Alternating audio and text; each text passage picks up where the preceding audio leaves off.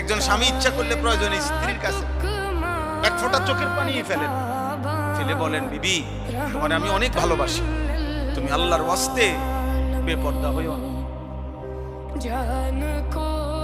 তুমি বেনামাজি থাইকো না রে। নিয়ত করো, চলো আমরা দুইজনে একসাথে নামাজ পড়ি, যেন আখিরাত আমরা দুইজনেই জান্নাতি হই।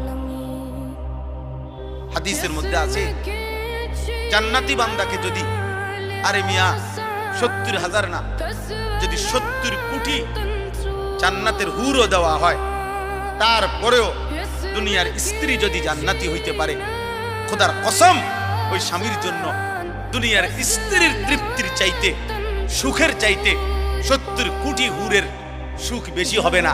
হালাল স্ত্রী যতটা আনন্দময় হবে। একজন স্বামী ইচ্ছা করলে প্রয়োজনে স্ত্রীর কাছে এক ফোঁটা চোখের পানি ফেলেন, ফেলে বলেন, বিবি